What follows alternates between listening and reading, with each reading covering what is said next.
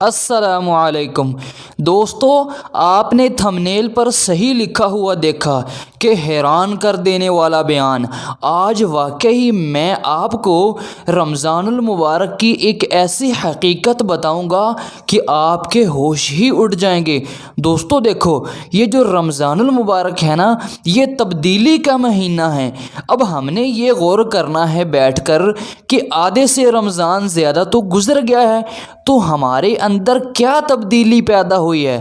اگر بھائی تبدیلی پیدا ہوئی ہے تو کیا ہی بات ہے یار، کمالی ہو گیا۔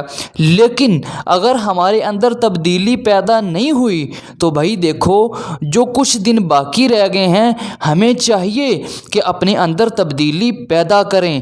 دیکھو رمضان جو ہے نا، رمضان یہ سال میں صرف ایک بار آتا ہے، کوئی سال میں 5-6 دفعہ نہیں آتا، تو لہٰذا تبدیلی پیدا کر لیں اپنے اندر۔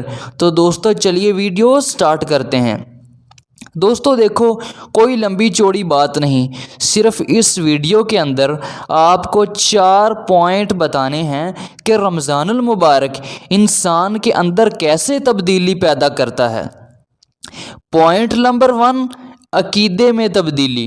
دوستو دیکھو، سب سے پہلی بات جو میں آپ کو بتانا چاہتا ہوں وہ یہ ہے کہ روزہ ہمارے عقیدے کے اندر بھی تبدیلی پیدا کرتا ہے۔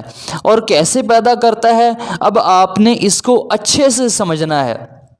دوستو دیکھو، یہ جو روزہ ہوتا ہے نا، روزہ یہ انسان اور اللہ کے درمیان ایک راز ہوتا ہے۔ کیا ہوتا ہے؟ راز۔ دوستو دیکھو، انسان نے روزہ رکھا ہوا ہے نا، اب میں کہیں چھپ کر پانی بھی پی سکتا ہوں، ٹھیک ہے، تو میرا روزہ ٹوٹ جائے گا، کسی کو کیا پتا۔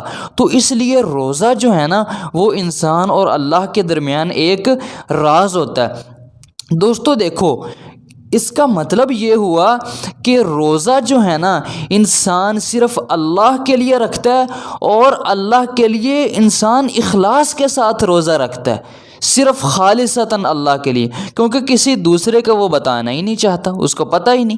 دوستو دیکھو، جس انسان کو یہ حقیقت پتہ چل گئی نا کہ روزہ میرے اور میرے رب کے درمیان راز ہے، اور یہ میں نے اخلاص کے ساتھ رکھنا ہے اللہ کے لیے، اس انسان کے سارے عقیدے کے اندر اخلاص ہی اخلاص پیدا ہو جاتا ہے، پھر وہ اللہ کے ساتھ شرک کرتا نہیں۔ دوستو اب اخلاص کی فضیلت پر آپ کو ایک حدیث سنانا چاہتا ہوں، آپ نے توجہ سے سننی ہے بھائی، ویڈیو کو چھوڑنے کی تیاری مت کریں، بہت مزہ آنے والا ہے آپ کو۔ دوستو مجھے ایک بات بتائیں، کیا آپ نہیں چاہتے کہ رسول اللہ صلی اللہ علیہ وسلم آپ کی سفارش کریں؟ تو بھائی آپ کو اس کے لیے کیا کرنا ہے سن لیجئے پھر۔ بھائی صحیح بخاری کے اندر حدیث ہے، نبی علیہ السلام سے جب یہ پوچھا گیا کہ اللہ کے نبی سب سے زیادہ حقدار کون ہے آپ کی سفارش کا، تو آپ نے فرمایا تھا جو بندہ دل کے اخلاص کے ساتھ لا الہ الا اللہ پڑھتا ہے نا، وہ بندہ میری سفارش کا سب سے زیادہ حقدار ہے، یعنی کہ میں اس کی سفارش کروں گا اور ضرور کروں گا۔ دوستو یہ تھا اخلاص کا فائدہ۔ پوائنٹ نمبر 2، عبادت میں تبدیلی۔ دوستو دیکھو، دوسری بات جو میں آپ کو بتانا چاہتا ہوں وہ یہ ہے کہ روزہ ہماری عبادت کے اندر بھی تبدیلی پیدا کرتا ہے۔ اب یہ کیسے؟ دوستو دیکھو، ہم سارا سال کھاتے پیتے رہتے ہیں، لیکن رمضان آتا ہے تو ہمارے کھانے پینے کے سلسلے جو ہے نا وہ بند ہو جاتے ہیں۔ ہم عبادت کے طور پر اللہ کے لیے روزہ رکھتے ہیں، جیسا کہ میں نے عرض کیا۔ دوستو دیکھو، حدیث سناؤں گا، آپ کو خوشی ملے گی، لہذا چھوڑنے کی تیاریاں مت کیجیے، ویڈیو کو حدیث سنیے اور خوشی پیدا کیجیے اپنے اندر۔ دوستو دیکھو، حدیث میں آتا ہے، صحیح بخاری کی حدیث ہے، آپ نے فرمایا من صام رمضان ایمانا و احتسابا غفر له ما تقدم من ذنبی۔ آپ نے فرمایا جس بندے نے رمضان کے روزے رکھے، اس بندے کے اندر ایمان بھی ہے اور وہ ثواب کی نیت سے رکھ رہا ہے، تو اللہ تعالیٰ اس کے پچھلے گناہ معاف فرما دیتے ہیں۔ دوستو کتنی پیاری حدیث۔ اب دوستو میں ایک اور مثال دیتا ہوں کہ روزہ ہماری عبادات کو کیسے تبدیل کرتا ہے۔ دوستو دیکھو، ہم سارا سال مال جمع کرتے رہتے ہیں، لیکن رمضان آتا ہے ہم اپنے مال کی زکوٰۃ نکالتے ہیں، اللہ کے راستے میں غریبوں کو دیتے ہیں۔ دوستو دیکھو جو بندہ اپنے مال کی زکوٰۃ نہیں نہ ادا کرتا، بہت خطرناک حدیث ہے اس کے بارے میں، اس کے پیروں تلے سے زمین نکالنے کے لیے یہ حدیث کافی ہے۔ اب میں آپ کو سناتا ہوں، دھیان سے بیٹھیے گا اور غور سے سنیے گا۔ دیکھو صحیح بخاری میں حدیث آتی ہے، آپ نے فرمایا کہ جس بندے نے اپنے مال کی زکوٰۃ ادا نہ کی تو اللہ تعالیٰ اس کے مال کو ایک زہریلے سانپ کی شکل میں قیامت کے دن اس کے گلے میں ڈال دیں گے۔ وہ اس کے جبڑوں کو پکڑ کے کہے گا کہ بھائی میں تیرا مال ہوں جسے تو جمع کر کے رکھتا تھا، اب مزہ چکھ۔ دوستو کتنی خطرناک حدیث ہے، یہ ہمیں جو ہے نا مد نظر رکھنی چاہیے، اور جو زکوٰۃ ادا نہیں نہ کرتے ان کو اللہ سے ڈرنا چاہیے اور اس حدیث کو بار بار پڑھنا چاہیے۔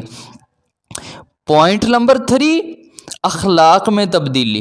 دوستو دیکھو روزہ جو ہے نا ہمارے اخلاق میں بھی تبدیلی لاتا ہے، اس کو بھی چینج کرتا ہے۔ اب یہ کیسے؟ دوستو دیکھو جس کا روزہ ہوتا ہے نا، اگر کوئی گندا آدمی بھی ہو نا، وہ بھی کہتا ہے یار میں نے روزہ رکھا، میں نے گالی نہیں دینی، میں نے کسی سے لڑنا نہیں ہے، ٹھیک ہے نا، ایسے کہتا ہے نا، تو یہ ہمارے اخلاق کو تبدیل کرتا ہے روزہ۔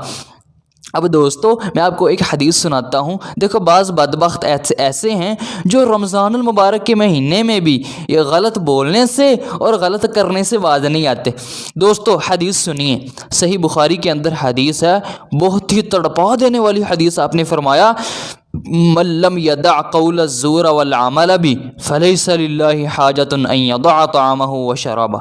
آپ نے فرمایا جس بندے نے روزہ رکھ کر بھی غلط زبان استعمال کی اور اس بندے نے غلط کام کیے روزہ رکھ کے بھی، تو ایسے بندے کو روزہ رکھنے کی کوئی ضرورت نہیں۔ اللہ تعالیٰ یہ نہیں چاہتے کہ وہ بھوکا پیاسا رہے پھر وہ روزہ نہ رکھے۔ تو دوستو کتنی تڑپا دینے والی حدیث ہے، لہٰذا ہمیں اپنے اخلاق کو بدلنا چاہیے۔ پوائنٹ نمبر 4، معاملات میں تبدیلی۔ دوستو دیکھو روزہ جو ہے نا یہ ہمارے معاملات کو بھی بدلتا ہے۔ اب میں آپ کو ایک بڑی مزے والی بات سنانے والا ہوں، آخری بات سن کے جائیے گا، ویڈیو کو چھوڑیے مت، بہت مزہ آنے والا ہے آپ کو۔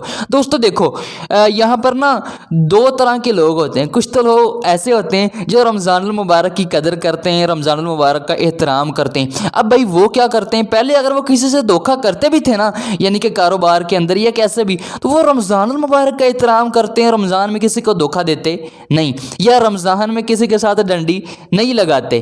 لیکن دوستو کچھ لوگ ایسے بے ایمان ہوتے ہیں جو رمضان میں بھی باز نہیں آتے۔ وہ کیا کرتے ہیں، رمضان میں مہنگائی یہاں سے نیچے سے اٹھائی اور اوپر لے گئے آسمان تک۔